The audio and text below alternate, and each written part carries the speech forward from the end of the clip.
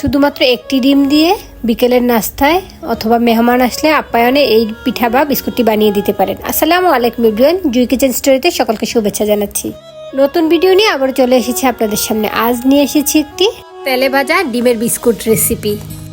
এর আগেও আমি আপনাদের সাথে ডিমের পিঠা এবং ডিমের বিস্কুটের রেসিপি শেয়ার করেছি। আজ আবারও একটি ডিমের বিস্কুট বা পিঠা রেসিপি নিয়ে আসলাম। এই ডিমের বিস্কুট বা পিঠাটি এয়ারটাইট বক্সে করে 1 মাস পর্যন্ত সংরক্ষণ করে রাখতে পারবেন। সকল প্রকার প্রয়োজনীয় ট্রিক্স ও টিপস সহ ডিমের বিস্কুট পিঠার রেসিপিটি আপনাদের সাথে শেয়ার করে দিচ্ছি। চলুন মূল রেসিপিটি দেখে নেই। এই ডিমের বিস্কুট বানানোর জন্য এখানে একটা মিক্সিং বোল, প্রথমে আমি 1 টেবিল চামচ লেবুর রস দিয়েছি। এখন দিয়ে দিচ্ছি 1 চা চামচ লেমন স্কিন, অর্থাৎ লেবুর উপরের সবুজ অংশটাকে আমি গ্রেটার দিয়ে গ্রেট করে দিয়ে নিয়েছি। এতে করে এর স্মেলটা অনেক বেশি ভালো আসে, তাই আপনারাও চেষ্টা করবেন লেবুর রস এবং এই স্কিনটা দিয়ে নেয়ার। এখন এর মধ্যে আমি দিয়ে দিয়েছি একটি ডিম, নর্মাল টেম্পারেচারে রাখা একটি ডিম দিয়েছি। এখন দিয়ে দিচ্ছি 1/2 কাপ চিনি। চিনিটা আপনারা আপনাদের পছন্দ অনুযায়ী দিয়ে নেবেন, তবে আমি 1/2 কাপ দিয়েছি, এতেটা পারফেক্ট হয়েছে। এখন 1/2 চা চামচ পরিমাণ দিয়েছি লবণ, চিনি এবং ডিম একসাথে একটা হ্যান্ড উইক্স দিয়ে মিশিয়ে নিচ্ছি। খুব ভালোভাবে মিশিয়ে নিতে হবে। এখানে 2-3 মিনিট সময় নিয়ে এভাবে মিশিয়ে নিতে হবে। যতক্ষণ না পর্যন্ত চিনিটা গলে আসে ততক্ষণ পর্যন্ত এভাবে হ্যান্ড উইক্স দিয়ে নেড়ে চেড়ে মিশিয়ে নিতে হবে। হ্যান্ড উইক্সের পরিবর্তে আপনারা কাঁটা চামচ দিয়েও নেড়ে নেড়ে এই চিনিটাকে এখানে মিশিয়ে নিতে পারেন।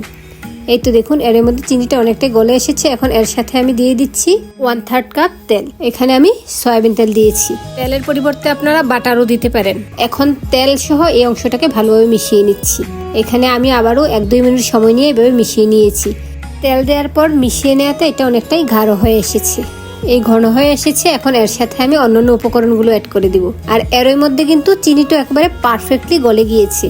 দেখুন, ডিম, চিনি এবং তেলের এই মিশ্রণটা ফোম হয়ে ঘন হয়েছে। এখন এর সাথে আমি দিয়ে দিচ্ছি 1 চা চামচ বেকিং পাউডার, দিয়ে দিচ্ছি 1 টেবিল চামচ গুঁড়া দুধ। গুঁড়া দুধটা দিয়ে নিলে এই বিস্কুটটা খেতে খুব বেশি ভালো লাগে। এখন দিয়ে দিচ্ছি আটা। আপনারা আটার পরিবর্তে ময়দাও দিয়ে নিতে পারেন, তবে আমি আটা দিয়ে এই বিস্কুটটা বানিয়ে নিচ্ছি। এখানে আমি 2 কাপ আটা নিয়েছি, এর মধ্যে 1.5 কাপ দিয়েছি। 1/2 কাপ আটা আলাদা রেখেছি, পরবর্তীতে প্রয়োজনে অ্যাড করে দিব।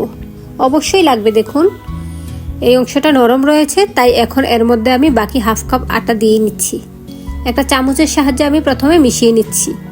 প্রথমে চামচ দিয়ে মিশিয়ে নেওয়া শেষে পরবর্তীতে আমি হাত দিয়ে মিশিয়ে নিব।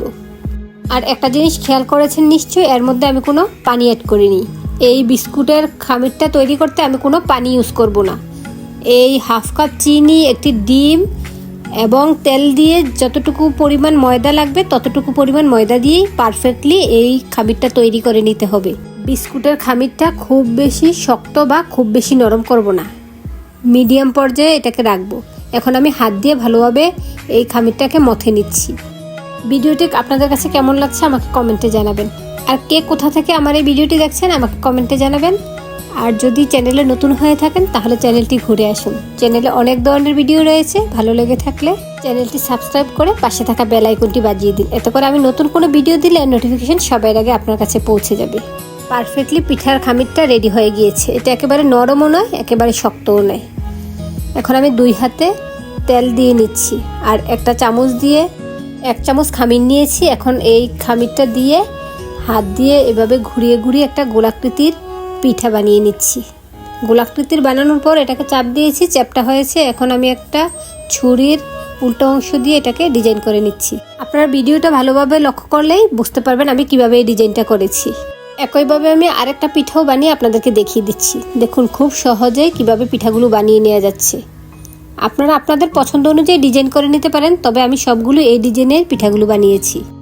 বিস্কুটগুলো বা পিঠাগুলো বানিয়ে আমি সাথে সাথে ভেজে নিচ্ছি। চুলায় একটি প্যান বসিয়ে এর মধ্যে আমি তেল গরম করে নিয়েছি। তেলটা আমি একেবারে বেশি গরম করে নিই। কিছুটা গরম হওয়ার পরে আমি একে একে এই বিস্কুটগুলো দিয়ে নিচ্ছি। তেলে ভাজা এই বিস্কুট বা পিঠাটি অল্প আঁচেই ভেজে নিব। আপনারাও যদি বানিয়ে থাকেন তাহলে অবশ্যই অল্প আঁচে এই তেলে ভাজা বিস্কুটটা ভেজে নেবেন, কারণ বেশি আঁচ থাকলেই উপর দিয়ে কালার চলে আসবে, ভিতর দিয়ে পারফেক্টলি এই বিস্কুটটা কুক হবে না। দেখুন, এক পাশ উল্টে দিচ্ছি, এভাবে এপাশ ওপাশ করে বিস্কুটগুলো ভেজে নিব। অবশ্যই চুলার আঁচটা কমে রেখে উল্টিয়ে পাল্টিয়ে এপাশ ওপাশ করে 3-4 মিনিট সময় ধরে এগুলো ভেজে নিতে হবে। আমি প্রায় 4-5 মিনিট সময় যাবৎ অল্প আছে এই বিস্কুটগুলো ভেজে নিয়েছি। আমি একটা ছাঁকনির উপরে এই বিস্কুটগুলো তুলে নিচ্ছি যেন অতিরিক্ত তেলটা পড়ে যায়।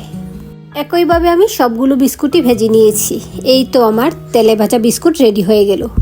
একটি ডিম দিয়েই মাশাআল্লাহ অনেকগুলো বিস্কুট তৈরি করে নিয়েছি। আপনারাও আমার রেসিপিটি ফলো করে কিন্তু এই বিস্কুটটি বিকেলের নাস্তায় বানিয়ে খেতে পারেন। বিস্কুটের উপরের অংশটা একেবারে ক্রিস্পি আর ভিতরের অংশটা হয় একেবারে সফট, মুখে দেওয়ার সাথে সাথে মিলিয়ে যায়। আশা করি ভিডিওটি ভালো লেগেছে, কারণ সহজ রেসিপিতে আপনাদের সাথে এই বিস্কুট রেসিপিটি শেয়ার করেছি। আজ তাহলে এ পর্যন্তই, আবার চলে আসবো অন্য কোনো নতুন ভিডিও নিয়ে। আল্লাহ হাফেজ, আসসালামু আলাইকুম।